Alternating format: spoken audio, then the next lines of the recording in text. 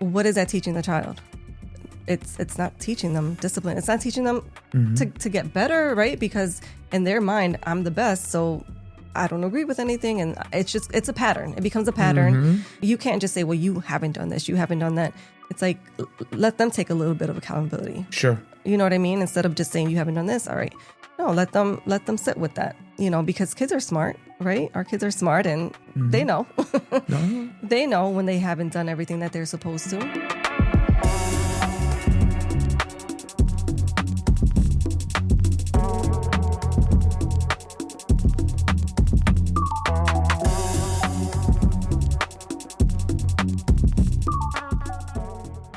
Welcome, everyone, to another episode of A Black Belt Way of Life. I am your host, Master Joseph Lupo Jr., and tonight we're actually going to switch up gears a little bit. We're going to step off of the martial arts for a little bit, and with me tonight is Mrs. Mildred Andaluz, who is a life, let me get it correct, a life and confidence coach. That's correct. Nice. And a little interesting, we met, both of our sons play on the same soccer team. Shout out to Arbondale Soccer Club. And we're going to get more into it tonight. It's not easy being on that sideline watching the kids play. No.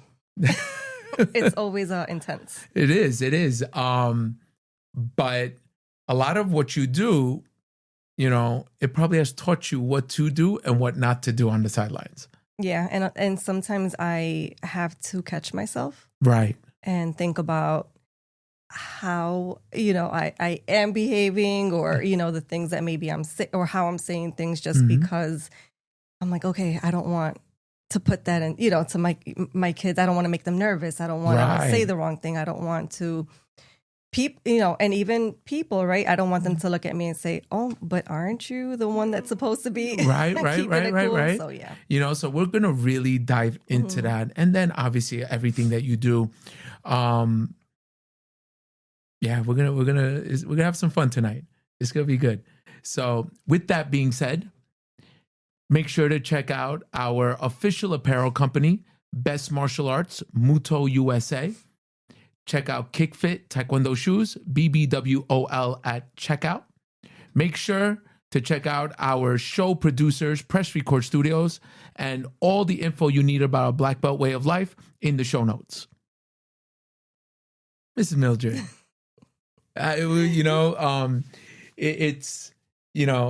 we become good friends through the soccer team and everything, both our families, so it's a nice little interesting journey and whatnot, but tonight's about you. Tonight's about what you do with your life and your confidence coaching.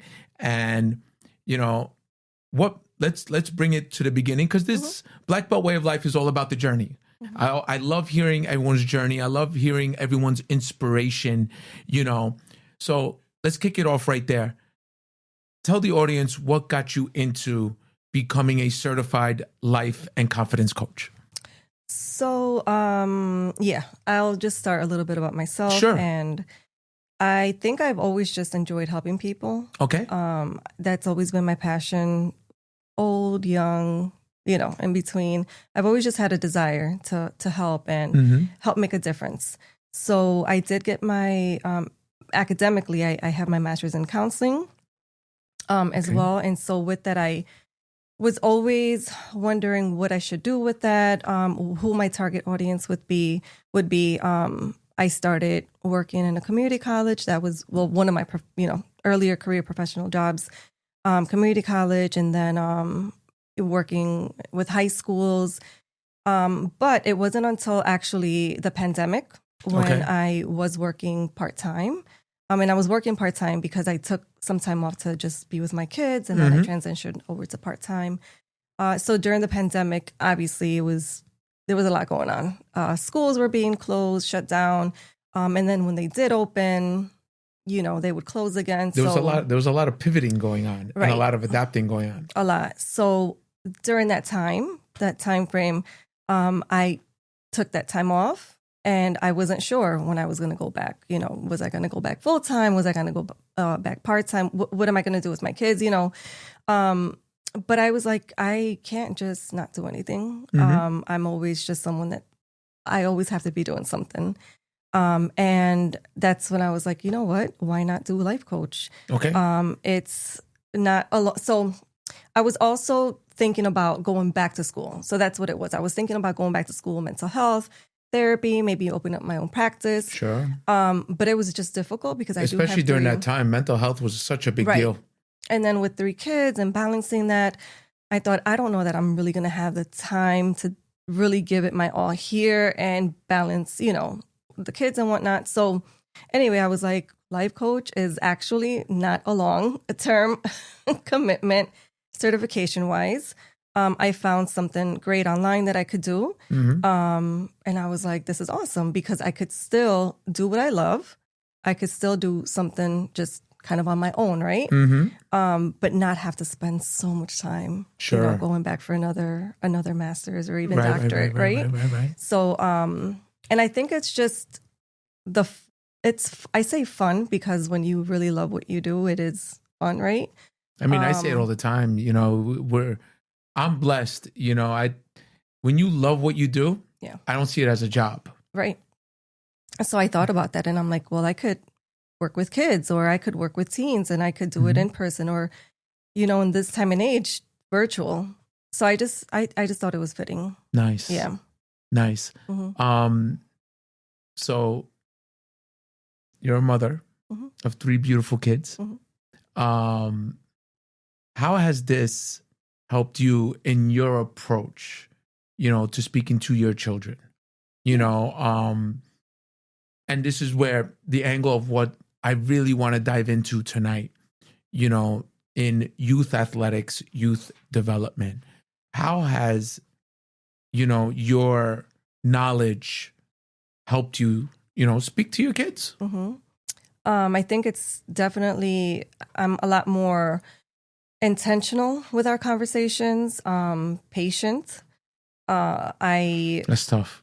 Patience is tough. Patience is tough, especially when we are talking about, you know, the athletic aspect of it. And then your own kid, because it's always going to be easier with other kids. And then with your own, it's like, all right, you know, you want to drill it in their head somehow. But it definitely has taught me to just be more intentional with the conversations that I have with them, how I speak to them, trying to just understand all aspects of it and not just think like a mom per se, but okay, if I know that I can have the ability, the patience to talk to anyone else's kid, well, then I need to do that with my own. Like, I'm not always perfect, but but I do keep those things in mind. Now, when you say intentional, give us like an example of what you mean, because I feel parents really, really need to tune into this right now.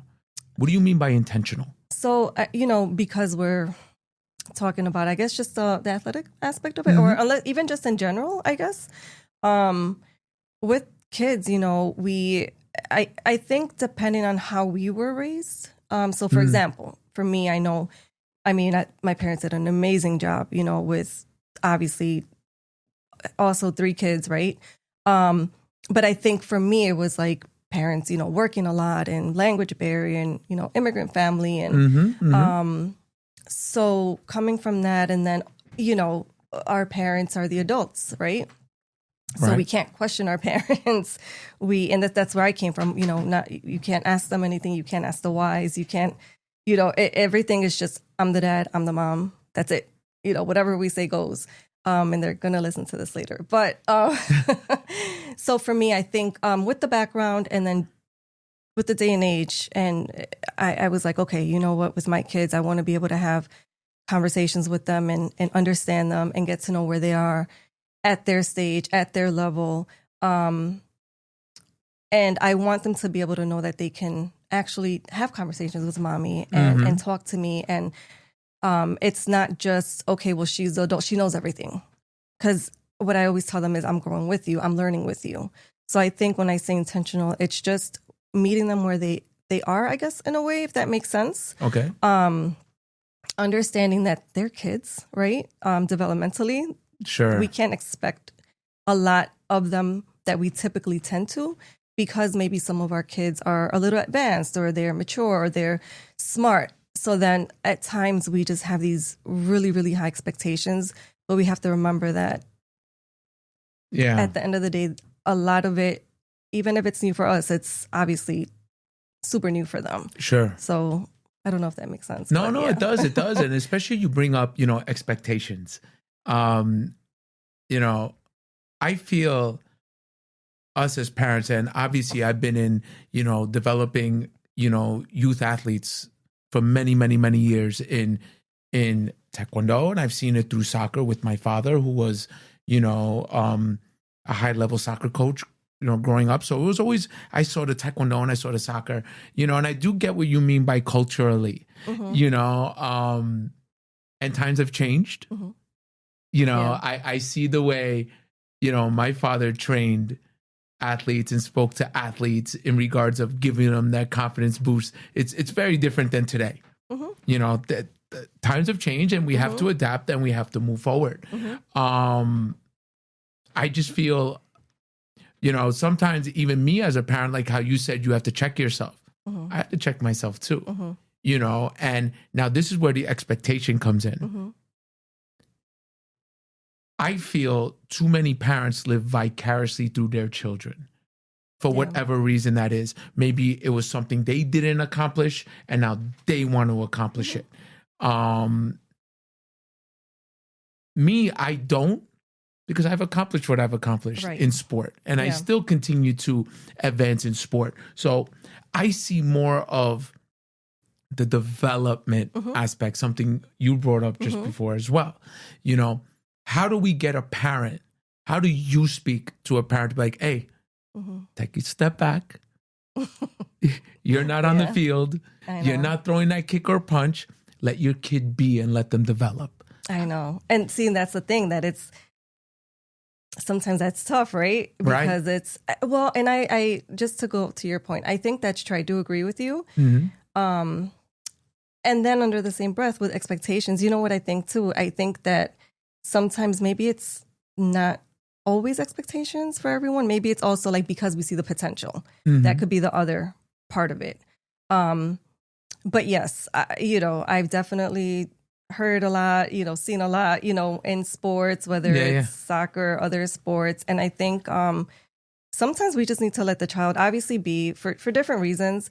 But then they have to learn from their mistakes, right? 1000%. So, we're constantly on top, when are they really learning on their own, or is it just because we're kind of, putting that pressure?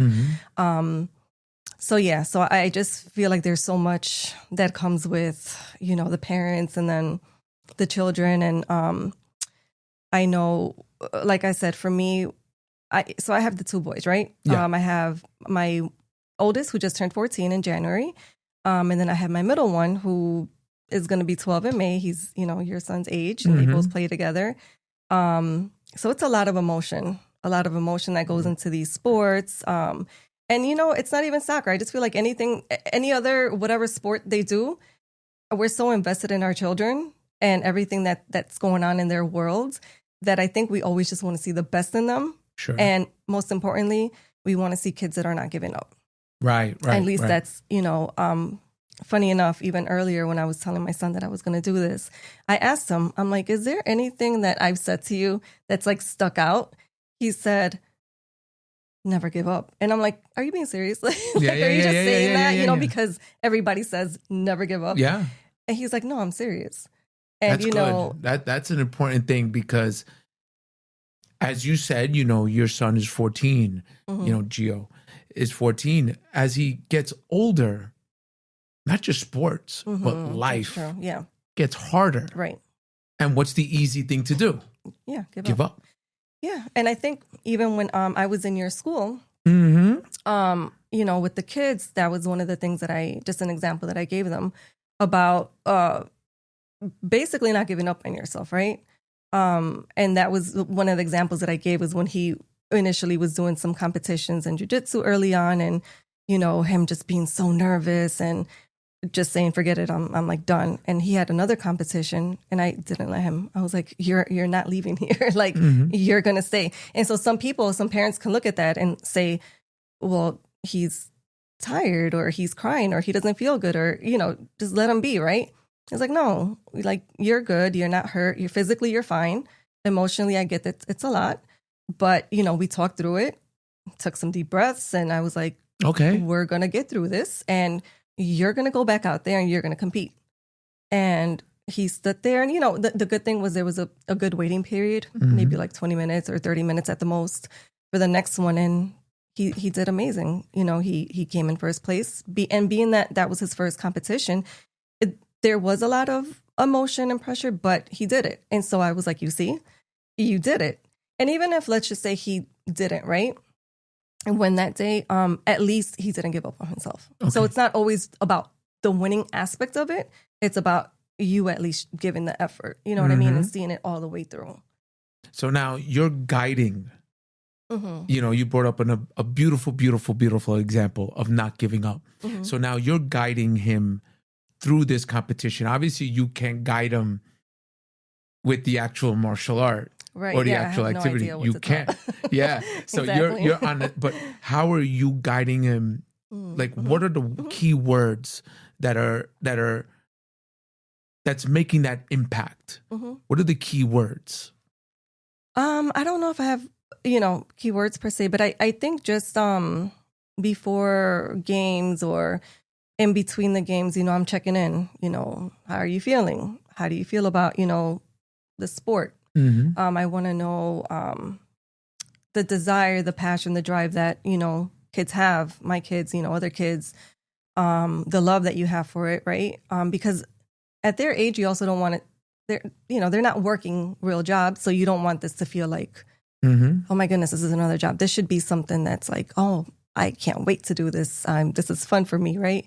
So checking in, and then honestly, just letting them know, like, listen, this might be a tough team this day, or even if it's an easy team, whatever the case may be. I always want them to know that you got this, and I always want to remind them about the positives.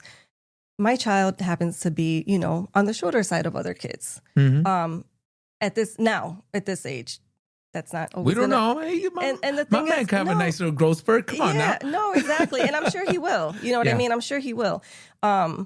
And I don't mean to, say that in a negative way, but sometimes that messes with kids' confidence, even just their physical, right? So anyway, I always look for ways to encourage that and say, learn how to use that.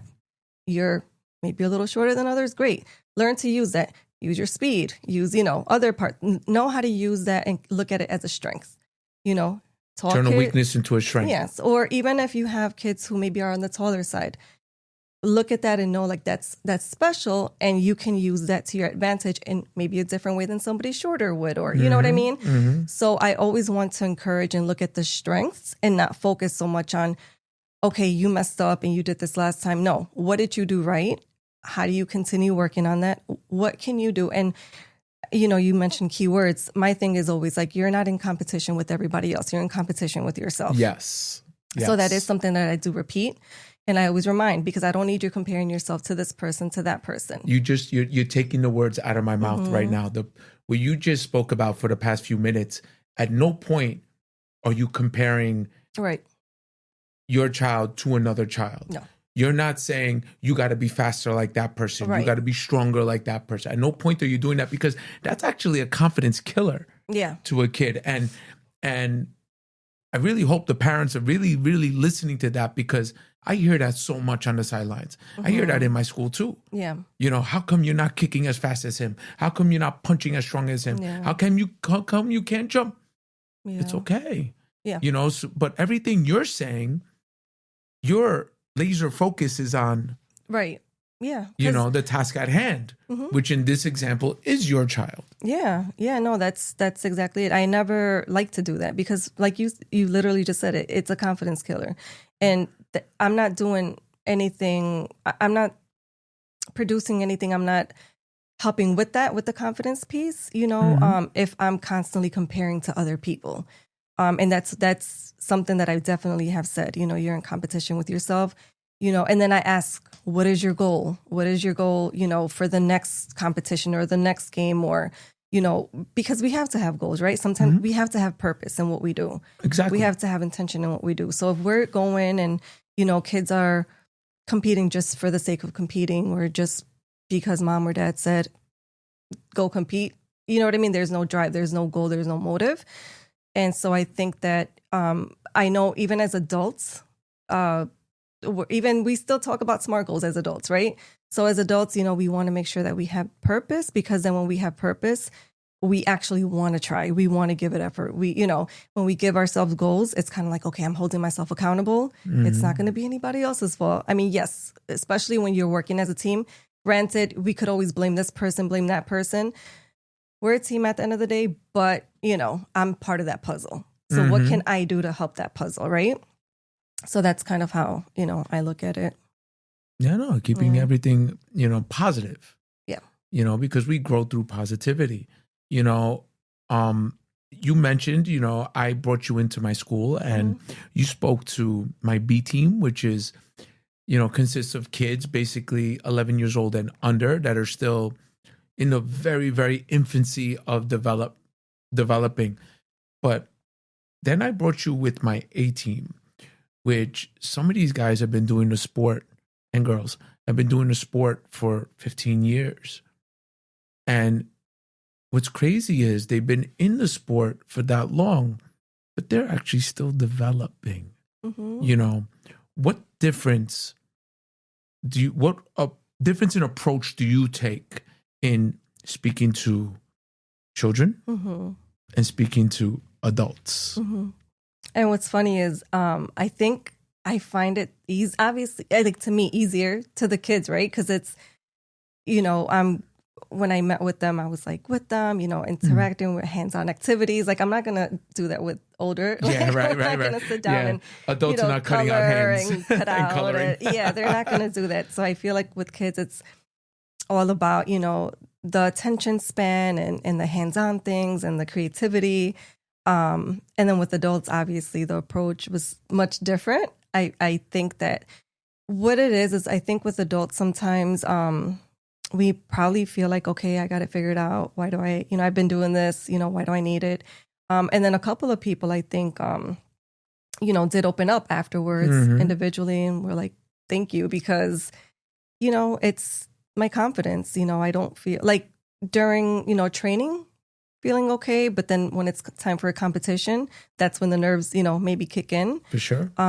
So honestly, I think with the with adults or the younger adults, it's just really more about being like really transparent and asking the questions, because what it is too with coaching is that we younger adults know the answers. Like, we kind of know the answers, but we just need somebody to help guide and kind of pull that and ask the right questions and, you know, just kind of help get it out of you in a way where you're like, oh, I didn't think about it that way. Or maybe I just, you know, nobody's really asked me these questions, so I haven't been able to reflect on it. You know, sometimes people have their little journals that they keep and they write. Other people just go about their day, their routine. And so they don't really stop to think about, you know, why am I so nervous before competition? Did something happen 5 years ago? And every time I go now it's triggering, or, you know, now I'm having that thought again and I think it's going to happen. You know what I mean? So it's just, you know, we're just kind of conditioned just about, you know, go about your day, your routine, get over it type of thing. It almost becomes like a therapy session. Yeah. So in a sense, it does. I mean, it does in some ways. But I think it just really takes someone giving you the time, not, you know, I don't want to say judging, but just not making you feel less than, and really looking at you and making you feel like you're important. And you know what? You're going to be able to get through this. You're already brave. And I think even using that word with somebody who's an adult, I think that still makes a difference. It makes a huge difference. You know, and with kids, so that's something similar. That's not really a change. I like to remind people that even just getting up there, that's brave. You know, especially when you are in any sport where people are watching you and they're literally looking at you. Are you going to miss? Are you not? Are you going to win? Or you know what I mean? It's a lot of pressure. And so getting up there, just doing the training, like that's brave in itself. And people need to give themselves credit. And that's the thing. I think a lot of people don't give themselves credit. So.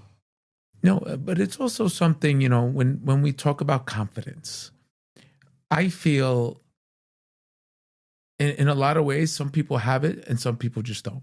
Mm-hmm. The way I could use myself as an example. I've always been a very confident person. It's just who I am, just my nature. I don't know if it was, that old school upbringing, tough upbringing I had, from my father, who was my first coach, or I don't know. I just feel the confidence level was always there. Mm-hmm. For instance, I just competed in Texas, and my first match, I saw who the guy was. I'm 5'0" on a good day. I'm 5, I don't know, 6, 7, I don't know, 6, something like that. 6, 7. 6. So, oh man. So, the first guy I had a fight, this guy was sitting down the whole time. Mm-hmm. It was kind of funny how this happened. So picture this guy sitting down. Then they finally called my division. This dude gets up. Mm-hmm. And when I mean he was a foot taller than me, this guy towered over me. And, my good friend, Master Carlos Villanueva, he was my coach for that day. Shout out to Master Carlos. He looked at me. He's like, what are we going to do? And I looked at Carlos. I was like, yo, we're going to this guy up. Mm-hmm. And he looked at me. He's like, whoa. Mm-hmm. But that's just me. Mm-hmm. I have that kind of confidence. Mm-hmm. Not everyone does. Mm-hmm. And this is where I feel what you do is just so important, because we have to have a certain kind of confidence, especially in sport. Yeah. Because nobody wants to lose. Right. Yeah. There's like you spoke to the kids that day, and you even said it to adults. When we go into a competition, there's two things. There's a winner and there's a loser. Correct. Yeah, there's no in between. There's no in between. Yeah, there's no in between. It's one or the other. Mm-hmm. So why did I say to my coach, yo, we're going to go this guy up? Not that I want to impose physical pain on someone, but that's just my way of hyping myself up. Correct. And that's what I do. Yeah, and that's the thing. I think that self-talk is self-talk, right? And this is where I'm gearing towards. Yeah, that's a big deal. And I think I even on my social media, I had reposted something. I think it was like Ronaldo, before, a penalty or whatever it was, you could see he was just mouthing something. So it's like even the professionals, right? They still do that. Even though they've made it, right? They're getting all this money. Everybody admires them. But guess what? They get nervous too. Of course. So that's what the self-talk, you just reminded me with that. Mm-hmm. That's something else. I think I even mentioned, and with the A team, that makes a big deal because you know what? Something I think I even just say, even to my students, because I also, I work in a high school as well. So I always just remind people that we're not always going to have others motivate us. Right. We have to be able to motivate ourselves as adults. We have to. Yeah, we have to. And, we're not always going to hear it. We're not always going to hear the praises. We're not always going to hear the positive. Mm-hmm. So we have to be able to motivate ourselves. Yes. And, we just have to push through. And I think something else that I said in your school was we have to learn how to be comfortable, right, with the uncomfortable. And that's another thing. We say that's such a martial arts phrase, you have to embrace the uncomfortable to become comfortable. Yeah, you have to. I mean, because then we don't grow, right? And we're always comfortable. And so we have to be able to put ourselves in situations, in sports, right? Maybe you're moving up a team or, you've been asked to play a different position, mm-hmm. whatever the case may be, right? But if we're constantly like, no, because I'm comfortable here. No, because I'm comfortable there. And that's in life in general. When are we going to grow? When are we going to give ourselves the opportunity? And we have to be able to push through that and say, okay, I did it. I got this. What's next? Because that's what begins to happen, I think, when we're able to be that motivated and that driven, that we continue to push and push outside of that, then we want more. And then we're able to, do more because we have that mentality. Mm-hmm. So I do think that the mental aspect of any sport, I mean, it's huge. It's not just, you could be strong, you could be, for sure. Whatever, but obviously there's technique, right? That comes with that as well. But if you go in and you're already thinking that that's it, these kids are bigger or this, sure. like you could have done that, right? 100%. When that dude stood up, it was comical actually.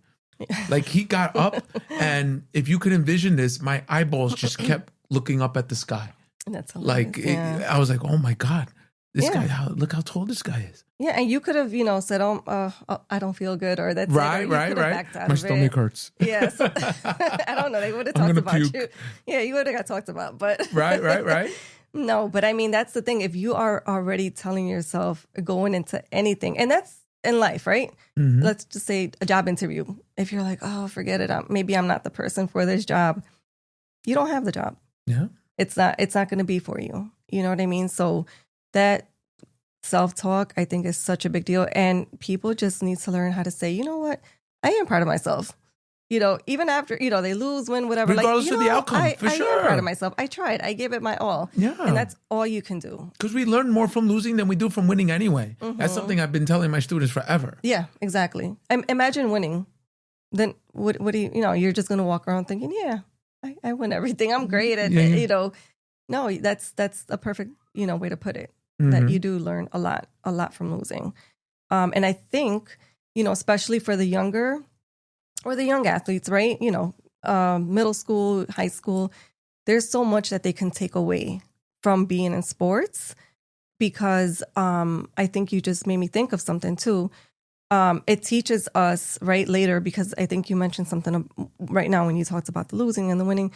I think later on in life, it teaches us, in the example I gave about the job, if you don't get this or, something happens at work or whatever the case may be, relationships and things like that, you are better prepared, I think, to handle a lot later in life if you learn younger to be uncomfortable, to lose, to, go through certain situations, because they do, I think they do impact you.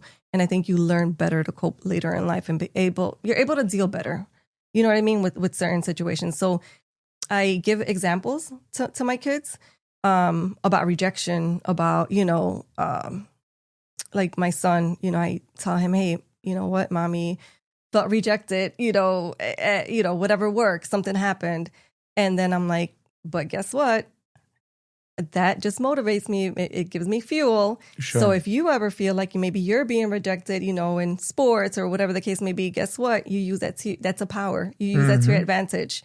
You never say, oh gosh, I'm going to walk with my head down, or you don't do that. You literally, you hold your head up high, and that's motivation, so that and in this case, I'll say soccer, because right now he's playing soccer, but I feel like in any sport, your performance, your effort, that's what's going to show everybody. You know what I mean? And that's really all we can do. But it's just funny how like a lot of what happens in adult life, in real other aspects of life, compares to some of the things and emotions and situations that, a lot of these kids go through. Sure. No, it's the journey, know, and if we have that knowledge early on, obviously we're going to carry it, into the future.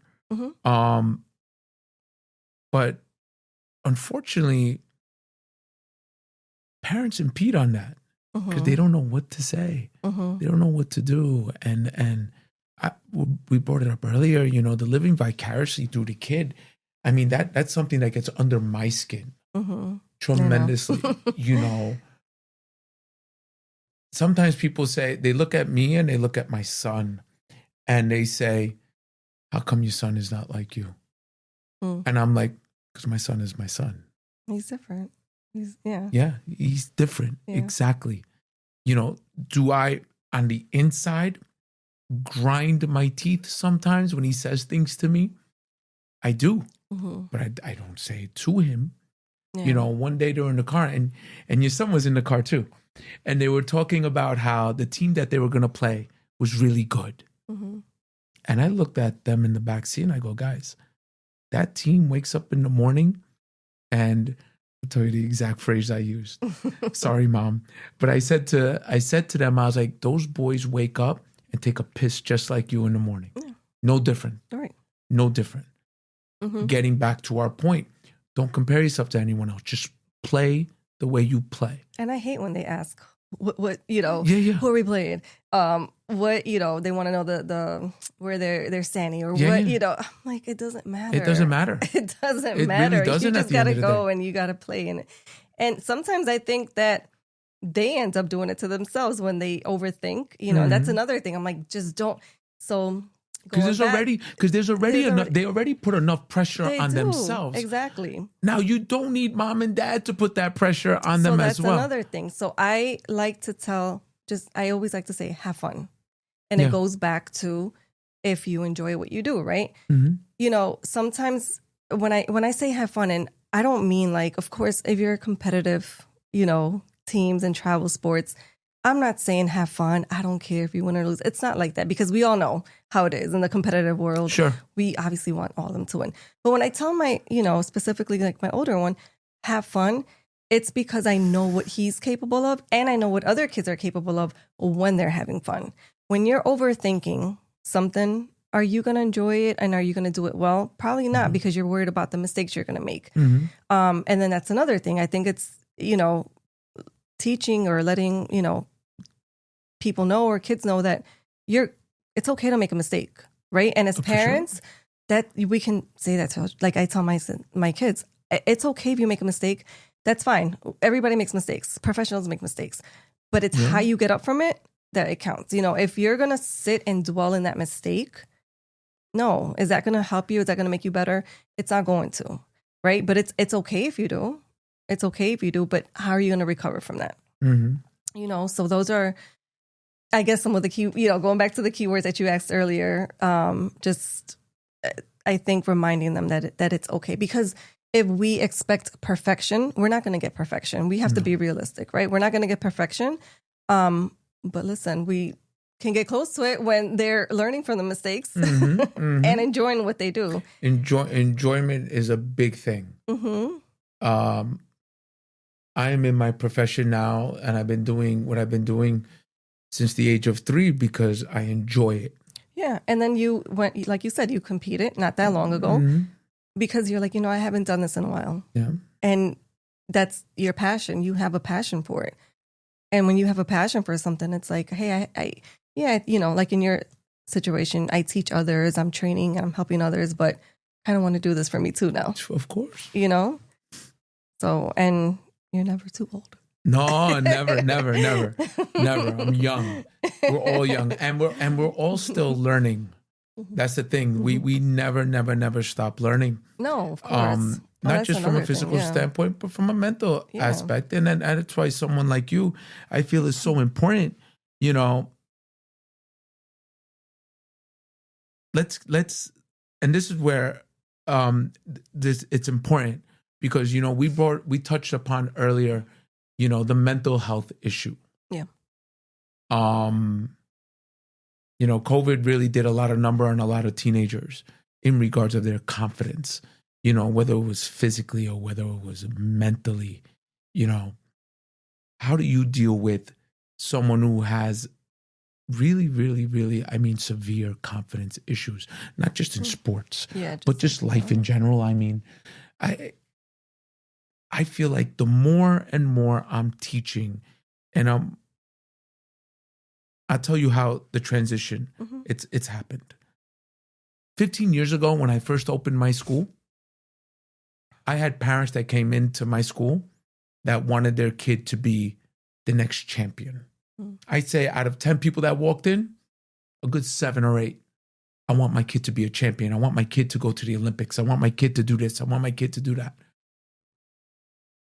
The transition has really, the past 5 years, turned into, I'm talking 9 out of 10 kids that walk into my school, or teenagers, parents say, my kid is scared of their own shadow. My kid has zero confidence. You know, where do you play into that?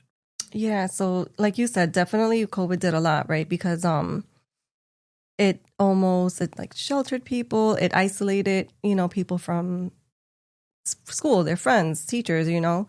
And then I think spending a lot more time maybe on social media. So I think that's a big influence that impacts a lot of, I was going to say students, but just children, teens. I mean, I had teens for even when the pandemic was over, you know, they weren't wearing masks for safety precautions anymore. Yeah, that's they true. just didn't want their face to be seen anymore. That's true. I was like, whoa. Yeah, no, I don't see it as much now, but I did for a little bit, even at the high school that I work. It's funny you say that because it's true. You know, some people just don't want to. They're they're literally just trying to cover themselves and still be in this bubble, because they were just used to being behind literally behind the screen, right? Because everything was virtual. So I think it takes time, right, to work with someone like that, a teen child like that. I think depending on the circumstances, you know, there's just different ways that we work with teens. So, for example, I know it sounds silly to some, but honestly, affirmations I think are a big deal. Like helping, you know, giving the model, the examples, working through with affirmations, letting Meaning them, what? So affirmation, you know, going back to self-talk, right? This kind of ties into that. Well, not kind of, it ties into it because we're really just we're affirming all the positive things, right, that we're capable of, or that we are. Or for a young lady out there that thinks, oh my gosh, I'm not pretty enough or whatever, like, no, I am beautiful. Like, I believe I'm beautiful. So encouraging everyone to just really think highly of themselves. So one of the things that I do when I work with students, when we talk about their goals, and whenever I ask, give me strengths, tell me some positive things about yourself, they're stuck. They're like, I don't know. I'm like, no, you have to have something. But they can shoot you off the negative right away. Yes. So I'll sit there with them, and That's sad. And even if I just met them for 5 minutes, right? I'll say, you know what, you sat here and, you know, I'll point out something and you did this. And that was like, I thought that was great. You know what I mean? Or, you know, do you think you're a good friend? Or, you know, I just start asking these questions. That's what it boils down to, asking the questions, pulling in. The like, right oh, questions. Yeah. And they're like, well, yeah, I am. And I'm like, all right, well, you know, do you think you're funny, or you're kind, or empathetic, or, you know, I start asking all these questions, and then they're like, yeah, you know, I didn't think about that, but I guess I am. So it's easier for them to think the negative than the positive. And then when we talk about the affirmations, it's really just, you know, what do you think of yourself, or what do you see yourself, you know, envision yourself. Then the vision boards also come into play. That's another one that I like. But I think just reminding these kids that, like, they really do have a lot of positive in them. And then I like the idea of, you know, the journaling. I know a lot of teens don't maybe do it as much, I feel like, as maybe back in the day when people used to do it. But and when I say journaling, I'm not just saying write about your day, right? There's different things you could do with journaling. What are you grateful for? Even the simple question, what are you grateful for? Because a lot of times the confidence, right, we don't think that we have much going for us. But when we sit down and we talk about what are we grateful for, it's like, okay, well, you know what, maybe I do have, you know, some things that are positive in my life, and I can kind of hone in on that. So I think with especially working with teens, it takes a little time, but we have to be genuine when we work with them. We have to be genuine when we talk to them, whether you're a parent, whether you're, you know, whoever, right? Because they see through you. They see through the BS. They know when you care. They know when you're just feeding them information. They know when you are just being a professional and you just have to do your job. They can see through that. So I think working with any teen, and especially when they're already feeling low, you don't want to make them feel lower. You want to make sure that they feel really extra good about themselves.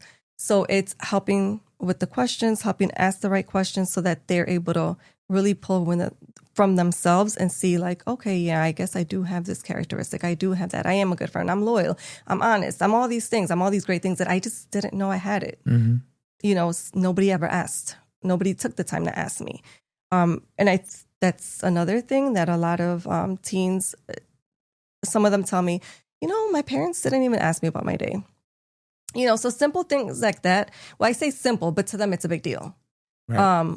So relationships, connections are a big deal to teens. And I will say that for parents that have teens, they think that, oh, they're 15, 16, 17, they're fine. We don't need to really have all these conversations. Like, no, you do. because these are very, very really important stages right now that they're going through a lot of changes. Remember, now they're, getting closer to adulthood. So that's a big deal. They don't see themselves as adults. So those connections, especially with loved ones, parents, guardians, caretakers, whoever, in their life, they want to feel connected. If they don't feel connected, they're going to feel lost.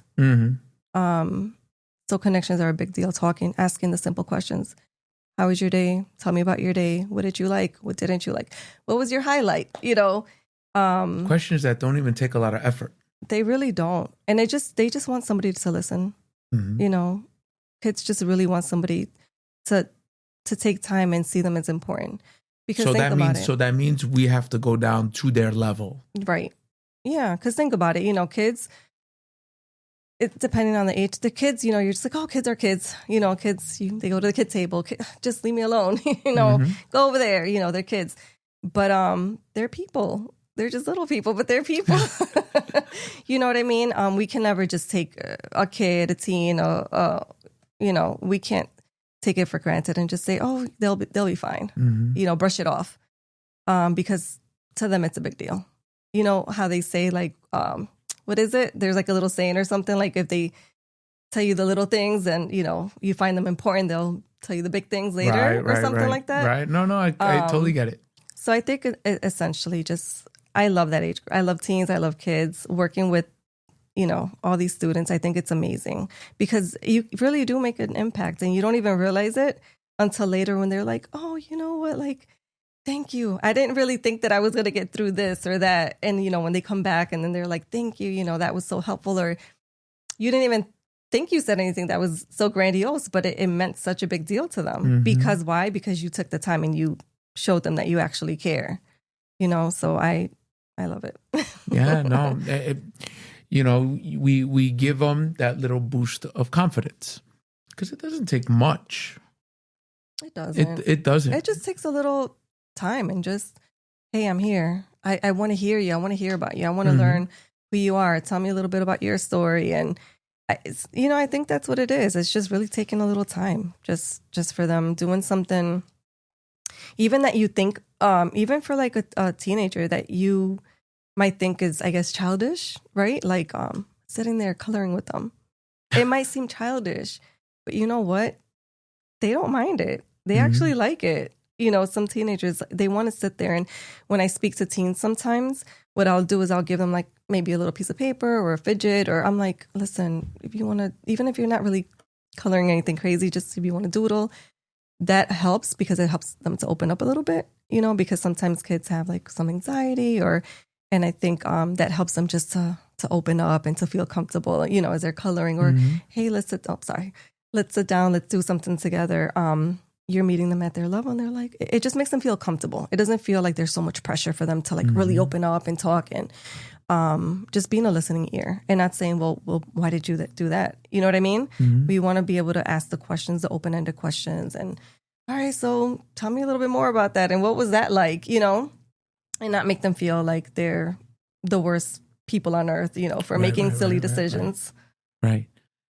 Now, with everything you're saying, do you feel, now I'll use myself as an example.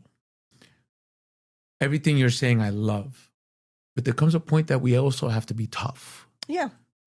Yeah. How do we find that balance? Let's say in the sport I am,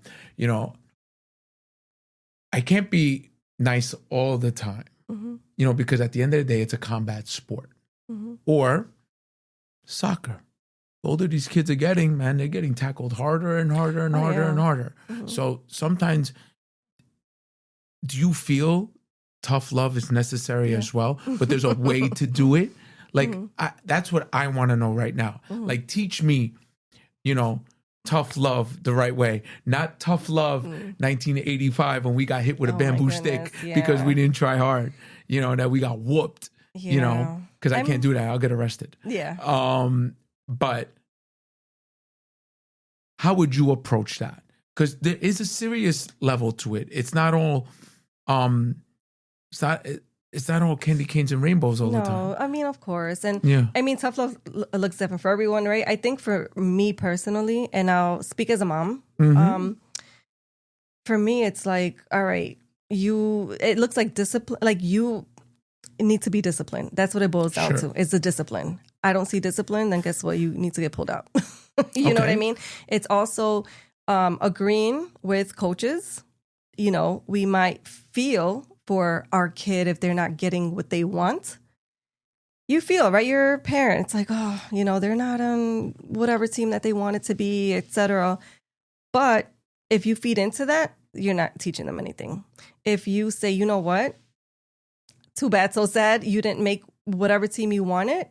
But guess what? That's on you. That's your responsibility. Why? Guess what? Maybe you didn't train hard enough. Maybe you slacked off during the week that you trained one day. What did you do the next day? Were you on the PlayStation? Were you on your phone? Were you on the Switch? You know, all these things. So it's like, if I'm not seeing, you know, that commitment, then guess what? It's showing on the field. And now those are the consequences. Accountability. Yeah. Those are the consequences. And that's a tough subject for a lot of, not just kids, a lot of adults. They're quick. And this is something I've been telling my athletes for many years. And I also say it to myself. Don't ever point one finger out. Oh, gosh, yeah. Because if you look at your hand, when you're pointing that one finger out, or pointed back at you. That's 100%. That's my main thing. And sports, life, right? Accountability. But that's what I always say. And I think that's also part of the tough love, is because I think some parents make the mistake of, you know, I see this a lot, that they don't like what the coach said, or they don't like what, I'm going to pull you out, put you here. Then guess what? It happens there. Then I'm going to pull you out of there and I'm going to take you here. What is that teaching the child? It's not teaching them discipline. It's not teaching them to get better, right? Because in their mind, I'm the best, so I don't agree with anything. And it's a pattern. It becomes a pattern. And that doesn't teach you a great lesson in life either.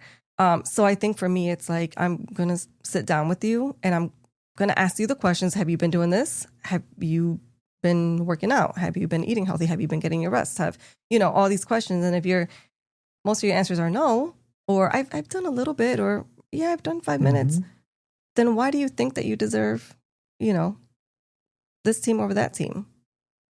You know, so they have, if you ask them that, you know, you can't just say, well, you haven't done this, you haven't done that. It's like, let them take a little bit of accountability. Sure. You know what I mean? Instead of just saying you haven't done this. All right. No, let them sit with that. You know, because kids are smart, right? Our kids are smart, and they know. They know when they haven't done everything that they're supposed to. But when you talk to them in that sense, it's not like you're yelling at them. You're conversating with them. Yeah, of course. Yeah. Because what's the point of yelling? You know, sure. I mean, now, am I going to sit here and lie and say, oh my gosh, I've never in my life yelled at my kid? Of course not. I would be lying, right? I'm not like. No, but, I'm not. I've yelled at my athletes. Yeah. I've yelled at my son. Yeah. But you're going to get more, and you're going to be more productive when you're sitting there and you're not talking at them necessarily, but asking the questions. What have you been doing? Tell me. Or what can you do differently today than what you did yesterday? You know what I mean? So I think that would get your coach off your back, so to say, or would, you know, make your coach see something different in you. Yeah. Right? Yeah. So, I mean, that's really, I think, what it boils down to, is having those conversations, asking the questions, and then saying, all right, so then, you know, what's next? Like, what do you think is going to happen if you don't do those, you know, the X, Y, and Z? What do you think is going to happen? They're going to give you the answer, and all right, there it is. You know what I mean? So I to me, at least, that's what tough love looks like to me, because it's still holding them, letting them know these are the consequences. And I'm not always going to say, I'm not going to baby you. You know, I'm not always just going to be on your side and say, oh God, you know, I know you feel bad. I'm going to sit with you and I'm going to cry with you. We're not going to grow from that. No. We're not going to grow from that, you know? And then, you know, I think we have to follow through. Excuse me. That's another thing. If you're not going to take this serious, then I'm sorry, then I'm not going to continue to, you know, waste money on this, right? Right. And they have to see that we're serious with that. So that's, I think, another part of it, because when they see we're serious, it's like, oh, all right, I think I got to start doing a little bit better. Mm-hmm. Yeah. No, it's all great stuff tonight, and again, I always say this, I really hope, the parents are really listening to this, because we have to be students all the time. Mm-hmm. I tell my students all the time, I have that title, master, but I'm always a student first, mm-hmm. And if we want the most out of our child, if we want the most out of our students, if we want the most out of our peers, out of the adults, out of our spouses, our family members and everything, we do have to take the correct approach. Mm-hmm. If we want the end result of what, we want, mm-hmm. Whether it's a win or a loss, or whether it's just being friends, or being, or being in a room of positivity. That's what it's all about, positivity. And that's what I even have on my Instagram. I'm like, nothing but positivity, no negativity. Right. We already live in a crazy world. For sure. So why do we want to continue? You know what I mean? know. And the funny thing is, I think sometimes people look at people like us, right, who are like always trying to look at the positive of everything. Mm-hmm. And, like, how do they do that? Why are they always, positive? And it's not all about that.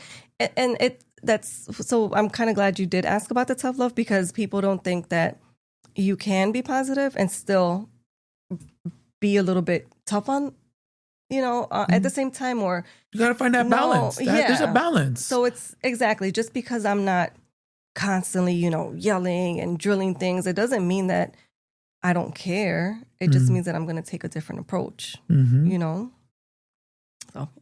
just want to say that. No. And then also, just to go back, because I don't want people to get confused with what I was saying earlier. When I mentioned all those journaling and color, like when I mentioned all that, you had asked about confidence in general. So, I don't want people to think, oh, well, why am I going to sit with my athlete in color? You know what I mean? I think this was just that I was saying in general, right? In general. Other teams, not this isn't just about sports. This is beyond sports. So there's a dad is going to be like, I'm not going to. Right. Well, listen. Or maybe, I don't know. There's so many different methods, and for that, we could be here for hours and hours and hours and hours. We're giving specific examples, but as long as, and this is something I tell all my students, and I also say to the audience right now, if you could leave, watching an episode of a Black Belt Way of Life, or going to a seminar, or going to a class, if you leave with one thing, it's a success. Mm-hmm. I know I left tonight, with a few things that I could implement to my students, especially when I see them struggling. Mm-hmm.